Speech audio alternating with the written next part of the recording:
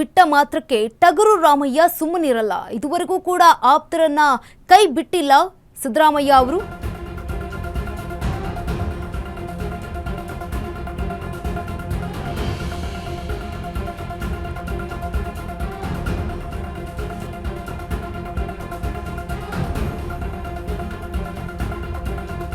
ದೆಹಲಿಗೆ ಹೋಗ್ತಾ ಇರೋ ಸಿದ್ದು ಬಳಿ ಇದೆ ಒಂದು ಪಟ್ಟಿ. ಕೇವಲ ಡಿಕೆ ಆಪ್ತರು ಮಾತ್ರ ಸಂಪುಟ ಸೇರೋದಿಲ್ಲ. ಆಪ್ತರನ್ನ ಸಂಪುಟ ಸೇರಿಸೋದಕ್ಕೆ ಸಿದ್ದರಾಮಯ್ಯ ಗೇಮ್ ಅನ್ನ ಶುರು ಮಾಡಿದ್ದಾರೆ. ಸಿದ್ದರಾಮಯ್ಯ ಪರ ಪಟ್ಟಿಯಾಗಿ ಗಟ್ಟಿಯಾಗಿ ನಿಂತವರಿಗೆ ಈಗ ಮಂತ್ರಿಗಿರಿ ಫಿಕ್ಸ್ ಅಂತ ಹೇಳಲಾಗ್ತಾ ಇದೆ. ಪುತ್ರನ ಜೊತೆಗೆ ಆಪ್ತ ಶಾಸಕರಿಗೆ ಮಂತ್ರಿಗಿರಿ ಗ್ಯಾರಂಟಿ ಅಂತ ಹೇಳಲಾಗ್ತಾ ಇದೆ. ಪ್ರಬಲ ಖಾತೆಗಳನ್ನ ಕೊಡಿಸಲು ಸಿದ್ದರಾಮಯ್ಯ ತಂತ್ರವನ್ನ ರೂಪಿಸ್ತಾ ಇದ್ದಾರಾ? ಪಟ್ಟ ಬಿಟ್ಟ ರಾಮಯ್ಯ ಸುಮ್ಮನಿರಲ್ಲ. ಇದುವರೆಗೂ ಕೂಡ ಆಪ್ತರನ್ನ ಕೈ ಬಿಟ್ಟಿಲ್ಲ ಮಾಜಿ ಸಿಎಂ ಸಿದ್ದರಾಮಯ್ಯನವರು. ದೆಹಲಿಗೆ ಹೋಗ್ತಾ ಇರುವಂತಹ ಸಿದ್ದರಾಮಯ್ಯ ಬಳಿ ಇದೆ ಒಂದು ಪಟ್ಟಿ. ಕೇವಲ ಡಿಕೆ ಆಪ್ತರು ಮಾತ್ರ ಸಂಪುಟ ಸೇರೋದಿಲ್ಲ. ಸಿದ್ದರಾಮಯ್ಯ ಆಪ್ತರು ಕೂಡ ಇರ್ತಾರೆ. ಆಪ್ತರನ್ನ ಸಂಪುಟ ಸೇರಿಸುವುದಕ್ಕೆ ಈಗ ಸಿದ್ದರಾಮಯ್ಯ ಅವರು ಗೇಮ್ ಅನ್ನ ಶುರು ಮಾಡಿಕೊಂಡಿದ್ದಾರೆ. ಸಿದ್ದು ಪರ ಗಟ್ಟಿಯಾಗಿ ನಿಂತವರಿಗೆ ಮಂತ್ರಿಗಿರಿ ಫಿಕ್ಸ್ ಅಂತ ಹೇಳಲಾಗ್ತಾ ಇದೆ. ಪುತ್ರನ ಜೊತೆಗೆ ಆಪ್ತ ಶಾಸಕರಿಗೆ ಮಂತ್ರಿಗಿರಿ ಗ್ಯಾರಂಟಿ ಅಂತ ಹೇಳಲಾಗ್ತಾ ಇದೆ.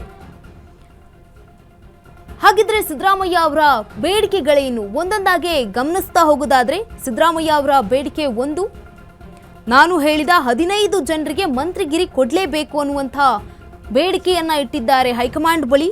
ಸಿದ್ದರಾಮಯ್ಯ ಅವರ ಬೇಡಿಕೆ 2, ನನ್ನ ಮಗ ಸೇರಿ 4 ಉಪಮುಖ್ಯಮಂತ್ರಿ ಪಟ್ಟವನ್ನ ಕಟ್ಟಲೇಬೇಕು ಅಂತ ಹೇಳಿದ್ದಾರೆ. 4, ನಾನು ಕೆಪಿಸಿಸಿ ಹೇಳಿದವರಿಗೆ ಕೆಪಿಸಿಸಿ ಅಧ್ಯಕ್ಷ ಸ್ಥಾನ ಕೊಡಬೇಕು. ಸಿದ್ದರಾಮಯ್ಯ ಅವರ ಬೇಡಿಕೆ 5, ಆಪ್ತರಿಗೆ ರಾಜ್ಯಸಭೆ ಟಿಕೆಟ್ ಅನ್ನ ನೀಡಬೇಕು, ಜೊತೆಗೆ MLC ಟಿಕೆಟ್ ನೀಡಬೇಕು ಅಂತ ಹೈಕಮಾಂಡ್ ಮುಂದೆ ಒಂದು ಬೇಡಿಕೆಗಳನ್ನ ಇಟ್ಟಿದ್ದಾರೆ. 5 ಬೇಡಿಕೆಗಳು. ಸಿದ್ದರಾಮಯ್ಯ ಅವರು 5 ಬೇಡಿಕೆಯನ್ನ ಕಾಂಗ್ರೆಸ್ ಹೈಕಮಾಂಡ್ ಮುಂದೆ ಇಟ್ಟಿರುವಂತದ್ದು.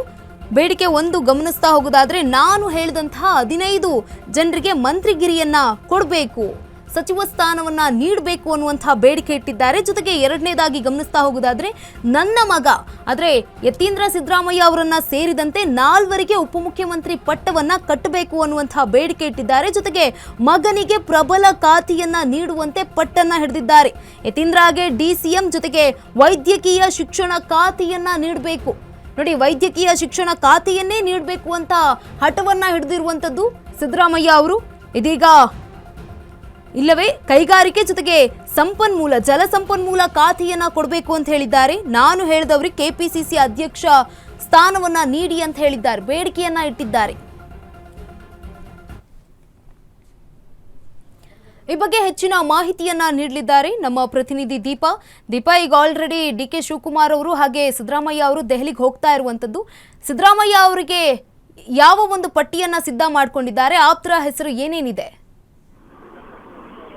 ಸಹಜವಾಗಿ ಅವರು ತಮ್ಮ ಸ್ಥಾನದಿಂದ ಕೆಳಗಿಳಿಯುವಂತಹ ಸಂದರ್ಭದಲ್ಲಿ ಒಂದಿಷ್ಟು ಬೇಡಿಕೆಗಳನ್ನ ಇಟ್ಕೊಂಡೆ ಕೆಳಗಿಳಿದಿರ್ತಾರೆ. ಯಾಕಂದ್ರೆ ಅಧಿಕಾರವನ್ನ ಅಂತಹ ಹುದ್ದೆಯನ್ನ ಬಿಟ್ಕೊಡುವಂತಹ ಯಾವುದೇ ವ್ಯಕ್ತಿ ಆದ್ರೂ ತಮ್ಮ ಆಪ್ತರು ಆಯಕಟ್ಟಿನ ಜಾಗದಲ್ಲಿ ಇರಬೇಕು ಅನ್ನುವಂತಹ ಒಂದಿಷ್ಟು ಅಪೇಕ್ಷೆ ಜೊತೆಗೆ ಒತ್ತಡ ಕೂಡ ಇದ್ದೇ ಇರುತ್ತೆ. ಅದರಂತೆ ತಮ್ಮದೇ ಆದಂತಹ ಪಟ್ಟಿಯನ್ನ ತೆಗೆದುಕೊಂಡು ಅವರು ದೆಹಲಿಗೆ ತೆರಳಿರುವಂತದ್ದು. DK ಶಿವಕುಮಾರ್ ಕೂಡ ದೆಹಲಿಗೆ ಹೋಗಿದ್ದಾರೆ. ಪ್ರಮುಖವಾಗಿ ಪುತ್ರನಿಗೆ ಮೊದಲು ಸರಿಯಾದ ಜಾಗವನ್ನ ಸೂಚಿಸಬೇಕು, ಅಂದ್ರೆ ಅವರಿಗೆ ಸರಿಯಾದ ಸ್ಥಾನಮಾನ ಖಾತೆಯನ್ನ ನೀಡಬೇಕು ಅನ್ನುವಂತಹದ್ದು ಮೊದಲ ಅವರ ಬೇಡಿಕೆ. ಆದ್ರೆ ಉಳಿದಂತೆ ಮಹದೇವಪ್ಪ ಸೇರಿದಂತೆ ಒಂದಿಷ್ಟು ಜನ ತೀರಾ ಅತ್ಯಾಪ್ತರು ಏನಿದ್ದಾರೆ ಅವರೆಲ್ಲರಿಗೂ ಕೂಡ ಒಳ್ಳೊಳ್ಳೆ ಖಾತೆಗಳನ್ನ ಕೊಡಿಸ್ಬೇಕು ಅನ್ನುವಂತ ನಿಟ್ಟಿನಲ್ಲೂ ಕೂಡ ಒಂದಿಷ್ಟು ಒತ್ತಡವನ್ನ ಹೈಕಮಾಂಡ್ಗೆ ಹಾಕ್ತಾರೆ ಅನ್ನುವಂಥದ್ದಿದೆ. ಆದ್ರೆ ಇದೀಗ ಇಬ್ಬರು ನಾಯಕರು ಪ್ರಬಲ ನಾಯಕರೇ ಆಗಿರೋದ್ರಿಂದ ಇಬ್ಬರಲ್ಲೂ ಕೂಡ ಒಂದೊಂದು ಪಟ್ಟಿ ಇದ್ದೇ ಇದೆ. ಆ ಪಟ್ಟಿಗೆ ಹೈಕಮಾಂಡ್ ಯಾರ ಪಟ್ಟಿಯನ್ನ ಪರಿಗಣಿಸುತ್ತೆ ಅನ್ನುವಂತಹದ್ದು ಕೂಡ ಮುಖ್ಯ. ಸಿದ್ದರಾಮಯ್ಯ ಅವರು ಕೆಳಗಿಳಿದ ತಕ್ಷಣ ಎಲ್ಲವೂ ಕೂಡ ಮುಗಿದೋಯ್ತು ಅಥವಾ ಎಲ್ಲವೂ ಕೂಡ ಅಂದ್ರೆ ಅವರ ಆಪ್ತ ಸಚಿವರುಗಳು ಅಥವಾ ಆಪ್ತರುಗಳನ್ನ ಕೈಬಿಟ್ರು ಅನ್ನುವಂತಹದ್ದೇನಿಲ್ಲ. ಹಿಂದಿನಿಂದಲೂ ಕೂಡ ಅವರು ಒಂದಿಷ್ಟು ಆಪ್ತರನ್ನ ಸೇಫ್ ಮಾಡ್ಕೊಂಡೇ ಬಂದಿದ್ದಾರೆ. ಅದರಂತೆ ಈಗಲೂ ಕೂಡ ದೆಹಲಿಯಲ್ಲಿ ಅತ್ಯಾಪ್ತರ ಒಂದಿಷ್ಟು ಪರ ಬ್ಯಾಟಿಂಗ್ ಕೂಡ ಮಾಡುವಂತಹ ಸಾಧ್ಯತೆಗಳು. ಎಸ್, ಧನ್ಯವಾದ ದೀಪಾ ತಮ್ಮೆಲ್ಲ ಮಾಹಿತಿಗಾಗಿ. ಸಿದ್ದರಾಮಯ್ಯ ಪರ ಗಟ್ಟಿಯಾಗಿ ನಿಂತವರಿಗೆ ಇದೀಗ ಮಂತ್ರಿಗಿರಿ ಫಿಕ್ಸ್ ಅಂತ ಹೇಳಲಾಗ್ತಾ ಇದೆ. ಪುತ್ರನ ಜೊತೆಗೆ ಆಪ್ತ ಶಾಸಕರಿಗೆ ಮಂತ್ರಿಗಿರಿ ಗ್ಯಾರಂಟಿ ಅಂತ ಹೇಳಲಾಗ್ತಾ ಇದೆ. ಸಿದ್ದರಾಮಯ್ಯ ಅವರು 5 ಬೇಡಿಕೆಗಳನ್ನಿಟ್ಟಿದ್ದಾರೆ. ಪ್ರಬಲ ಖಾತೆಗಳನ್ನ ಕೊಡಿಸಲು ಈಗ ಸಿದ್ದರಾಮಯ್ಯ ರಣತಂತ್ರವನ್ನ ರೂಪಿಸಿದ್ದಾರೆ ಅಂತ ಹೇಳಲಾಗ್ತಾ ಇದೆ.